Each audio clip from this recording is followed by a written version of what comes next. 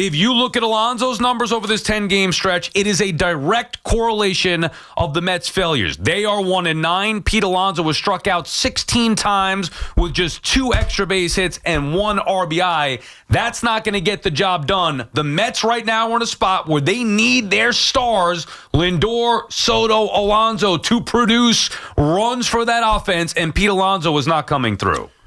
It's getting dangerously bad fast for the Mets, okay? So Alonso's been ice cold. It almost doesn't matter, Sal. I'm going to say this until they do something. And if they don't do something, at this point, I'm starting to think there's a chance the Mets won't even be a playoff team. And that is, they better make a big trade. They don't have a catcher. They don't have a third baseman. They don't have a DH. I don't love second base. So I'm not going to push back and say Alonso's been good. And by the way, Lindor's got to take some dents as well. I know he had a couple of hits last night, but when you go hitless in Atlanta, which he did, you're also part of the current problem. Although I think the difference is there's more of a track record with Lindor as opposed to Pete, of course, who had 2 down years. And Pete came out of the gates flying. He was hitting home runs. He was benefiting from Soto's presence. He was doing really well. And now he's fallen back into the trap of flailing at the outside stuff, missing the fastballs. Pete is a problem, but what's behind Pete is very much, I think, the biggest problem on the Mets. Their lineup stinks. Yeah, right now that's the case, but I don't believe that's going to be an issue when Vientos comes back, when Winker comes back, and I think they will make moves to upgrade a little bit. You can't survive with automatic outs. And by the way, Jeff McNeil is a part of the problem as well. But the issue is Pete Alonso should be held to a higher standard. I'm not the one who said Pete for MVP. Others have said Pete Alonso MVP. Okay, well, is that an MVP? Having the at-bats that he's having? Now, it's a 10-game stretch, and he carried them through the course of April, sure. But when they're 1-9 over 10 games, they desperately need a win within their division against the Braves, against the Phillies. Pete Alonso has been nowhere to be found. So it doesn't mean that Pete stinks. It doesn't mean he's not going to regain his form. What it means is over the course of these 10 games, how the Mets are built, they need Pete Alonso to produce, especially now with that lineup depleted. See, my issue is not with the bottom of the order because that's not how the team was designed. They were built differently at the bottom of the order. They've been hit hard by injury right now. So the guys that are here that can produce have to produce. And Alonso's the main one who was producing and is not. That's why I think that's a bigger issue. Listen, I was happy for Pete, and I was one of those guys who said that Pete was going to have a big, big year, and then I even pushed it to where I thought he was going to be top 3 in the MVP. And if he gets hot again, I still think that that's on the table. But one thing that I never, ever wavered from, you never once heard me say, Pete's got to, keep him here 6-7 years. I can I have some clarification? Yeah. Those who were calling the station, those who were espousing on the station, come on, Cohen, do the right thing. Give Pete 6, 7, 8 years. You still want to do that? See, the problem with Pete Alonso is that he's a one-tool guy. He is a one-trick pony. Can't run, can't really field, can't hit for average for the most part. When he barrels one up, he hits absolute moonshots. That's it. Yeah. But I think that the allure and the fandom and the sentimentality of Pete and the renaissance that we saw in the first 2 months of the season really distorted how people should view Pete Alonso. He is still an incredibly flawed player. Right. Now, even if he did complete an MVP season, I would still have some doubts about if he can do that again because he was doing things that he's never done before. Everybody, to a person, said that this is the best version we've ever seen of Pete Alonso. Well, now all of a sudden he's starting to come back down to earth, which is fine. Like, he's allowed to have a slump. This is not, Pete Alonso stinks, the Mets got to get rid of him. No, what it's saying is they desperately need him now to do something close to what he's been doing the majority of the year of this 10-game stretch. And he hasn't done that. And that is a direct correlation of them losing. I'll take it a step further. One of the reasons why I'm more concerned about Pete, and I said this, by the way, a week ago over the Rays series, I was more alarmed with his at-bats. Forget even the numbers, just because he was starting to do things that was like old Pete, chasing and just not looking disciplined to the way that he had that much success earlier in the year. I believe when they get Vientos back, when they get Winker back, that's going to help lengthen out that lineup. I believe they're going to make a move or two to upgrade the bottom of that order. You can't, like right now, they got guys that don't belong in the big leagues. Too many of them all at once. There are circumstances around that, and they can't survive much longer, but I think they'll be able to figure that out. Vientos, Winker, all of a sudden, okay, well, that's now those guys are going to have to produce, but all of a sudden, that's 2 more legit bats instead of, say, Young and Beatty. Okay, you can live with the catcher spot being whatever it is. Maybe you get Alvarez back, down the road, and he comes back and produces. And I do think they're going to add another bat. That should help soften the blow from what has been a brutal bottom 4 or 5 even in that lineup. I'm not so sure Pete Alonso was ever going to do what he did in April or the beginning of May again. And that's where you keep talking about a big move. If Pete Alonso is not close to what he was in April or May, then maybe they do have to make a big move. Well, the problem with the Mets, and again, I did say this yesterday, is that everything's leaking right now. And when everything's leaking, everything seems maybe a little worse than it is. Yeah. I think that this is one of those situations where I don't think it's really misleading. I think that, unfortunately, this is kind of right now, I think, who the Mets are going to be for a little bit. Their starting pitching's not doing anything. Their bullpen was pretty good last night. They got a couple of good arms out there. Even Blackmon was fine. Like, he gave up 3 runs. All right, it happened. Yeah, but even the way he's got to nibble with that old night that Torrance was trying to stick that out. I don't like his stuff. I know, he's but put it this way. 93. I'm not he's saying nibbling. I'm not saying I love his and stuff. He's been rocked. Not last night, but the 4 times before that, going back to the Colorado finale, where he came up when they were up 20-0, basically. He couldn't get it out. But that's why I'm saying last night he was fine. Like, from Paul Blackburn, who was he had 5 walks in 3 innings. But 3 runs in 4 2/3. I would have signed on the dotted line for that going into that game last night. I mean, but they also fair enough. But they also had a couple of line drives that went right to Met defenders, which one was in the gap right at Brandon Nimmo, one was right at Alonso. Bottom line is Blackburn's not going to be a piece of this puzzle in a meaningful way, and if he is, then the Mets are even, I think, worse off than I think. But I know there's reinforcements coming, so eventually on pitching, so Blackburn's going to eventually be pushed aside. But right now, the starting pitching is not very good. The reliefs, a couple of relievers worry me. I don't love the defense and the offense to me. And this is symptomatic around baseball. We'll get to the Yankees later. Yankees are pretty much a one-man team. Judge goes, they go. Judge doesn't, they don't. And that's an old tired story that's bothering me from a Yankee perspective. But the Mets are really no different. They're maybe a little different in the sense that they've got bigger names. But I think we're tripping over ourselves when we go and we push those, like the Mets top of the order, like as some elite all-time top 3 or top 4. I know Nimmo's hot. I don't love him. I never will. Soto, I get it. Pete's hit 215, 220 the last couple of years with a ton of strikeouts. And, you've seen some fluctuations with Lindor, although last year from now on, he was phenomenal. But again, he not that he's been as bad as Pete, but Lindor, it's not just Pete Alonso. The problem is he's the last checkpoint when you get to, all right, you get through Lindor, you navigate Soto, which is obviously hard. Once you get by Pete, it is simple. I'm almost of the mindset I might flip Pete and get Soto back there. Well, I'm not moving Soto right now because he's red hot. I'm not moving Lindor. Obviously, you'd keep him there. That's why I'm getting on Pete BTs, because he's supposed to be part of that big 3. Their big 3. That's how they're built. But he's not. He's not that guy, Sal. Okay. I'm not saying that he is. He's not that guy. I'm not saying that he is. Yeah. But he was playing out of his mind the first month, and the team was having success. Even with the Soto was doing nothing when he first got here for a month and a half. And Lindor was hot. Okay, Lindor came out shoot. All right, but came out of the shoot. But Lindor's been probably the most consistent offensive player, even though he had a little bit of a dip off. He didn't get a hit against Atlanta. Still, dating back to last year in the leadoff spot, he's been their most reliable piece consistently. Soto now is on fire. Alonso is ice cold. When Soto was cold, Alonso was on fire. They have yet to click, all 3 of those guys. I believe in Lindor being an MVP-type offensive player. I certainly believe in Juan Soto being an MVP-type offensive player.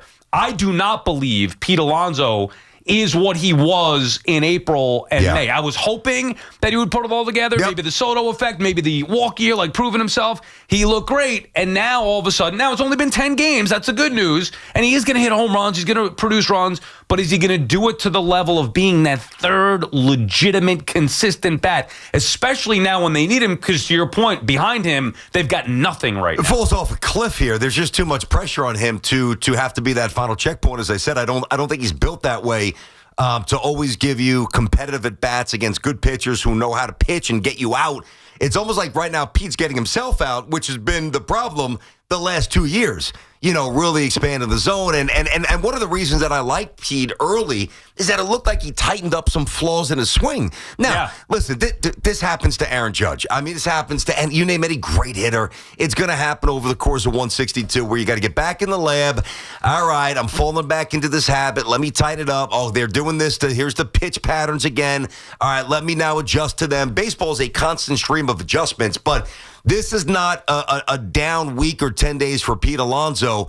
If you look at the last 2.5 seasons, the good start was really the outlier. So the Mets have offensive issues, and the longer they wait, the longer they're going to lose. Yeah, I don't think that they can wait till July 31st. I said this yesterday. Well, people thought I'm nuts. No, you were saying the big move. I don't think they need a big move. I do. And that, well, I mean, again, that's a different conversation. I don't think they need a big move here. And even if they did, is that going to change everything? Like, it's not. They need to lengthen out the lineup, but it's just right now they're taking on water. So for me, you can't take on too much water, especially when you're talking about ancillary pieces. Like, they should be able to go out there and upgrade, let's just say Cedric Mullins. They should be able to do that sooner than later. They cannot run this bottom four out there for another month and hope that it's going to work, especially with the pitching being that the way that it is. Yeah. They need, now, Vientos coming back is going to help. I'm not sure. If he hits. Yeah, well. If he hits. Well, I mean, it's a big if. And if not, then they're going to have bigger problems. But at least you get a bat back that they were relying on to be good. Yeah. Same thing with Winker. I'm not sure of his timeline, but when he comes back,